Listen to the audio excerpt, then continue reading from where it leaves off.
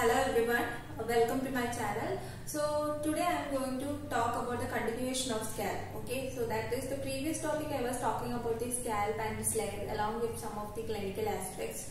So today I am going to talk about the blood supply of scalp, which include the arterial supply and venous drainage, then the lymphatic drainage and nerve supply. So first we'll see the blood supply. In that the first one, that is the arterial supply of scalp.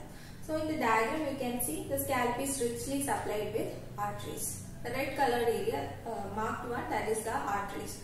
So there are arteries which is supplying in front of the auricle, also behind the auricle. About 5 sets of artery on each side mainly supplying the scalp.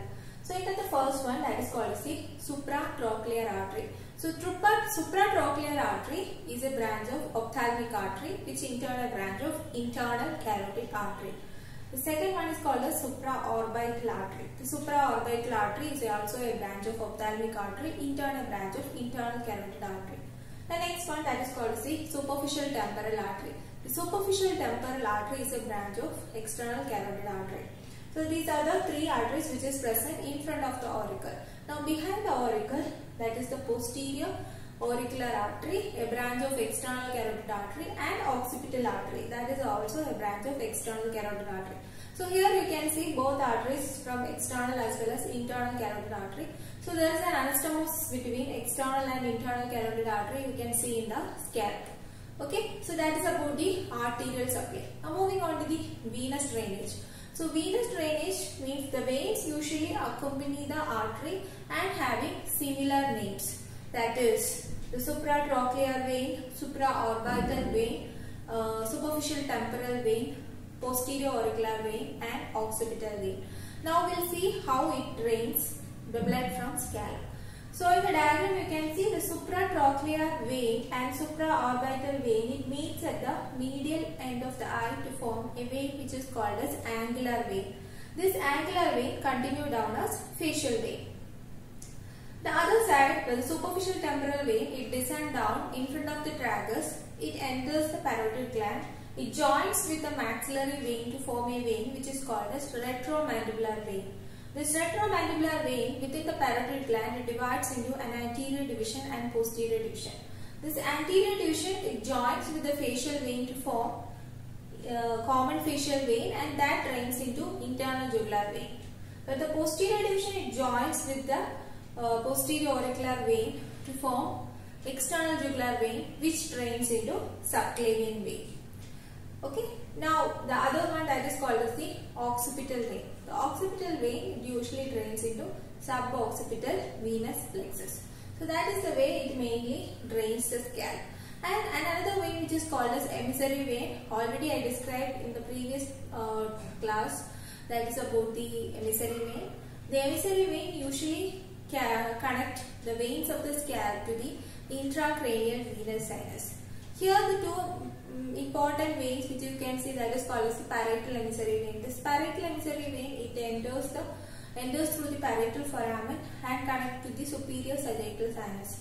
And another one which is called as mastoid emissary vein. The mastoid emissary vein enters the skull through the mastoid foramen connecting to the sigmoid sinus.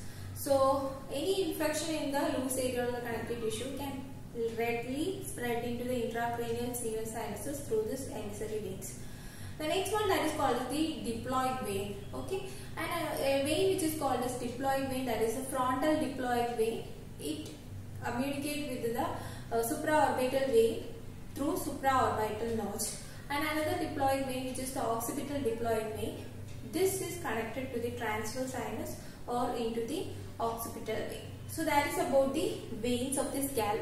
Now moving on to the next one, that is called as the lymphatic drainage. So this lymphatic drainage is like in front of the auricle a different drainage and behind the auricle also different. So in front of the auricle, it is mainly drained into pre-auricular or superficial parotid lymph nodes. So behind the auricle, it drains into the post-auricular or mastoid or occipital group of lymph nodes. So that is about the lymphatic drainage. Now moving on to the nerve supply. Nerve supply, if you see the scalp, there are about 10 set of nerves mainly supplying the scalp on each side. Okay, so In that 8 set of nerves are sensory and 2 sets are motor. The sensory means which mainly carrying sensations from the skin. Okay, that is called as the sensory nerve. And motor means which is mainly innervating the muscle, that is called as motor nerve. First we'll see the nerves, how does it supply. About 5 nerves you can see in front of the auricle and 5 nerves you can see behind the auricle. So in the diagram if you see, so the first nerve in front of the auricle you can see, that is called as the supratrochlear nerve. The supratrochlear nerve, which is a sensory nerve, that is from the ophthalmic division of trigeminal nerve. The second one, that is called as the supraorbital nerve, again sensory nerve from the ophthalmic division of trigeminal nerve. Third one, that is called as the zygomaticotemporal nerve. Zygomaticotemporal nerve is also a sensory nerve from the maxillary division of trigeminal nerve. Then the fourth one, that is a motor nerve, that is the temporal branch of facial nerve, which is mainly supplying the frontal belly of occipitofrontalis muscle. Okay. The next one, that is called as the auriculotemporal nerve, which is a sensory nerve which from the mandibular division of trigeminal nerve. That is about the nerves in front of the auricle. Now behind the auricle we have to see the first one, that is called the posterior division of greater auricular nerve. That is from the cervical plexus, a sensory nerve from C2 and C3.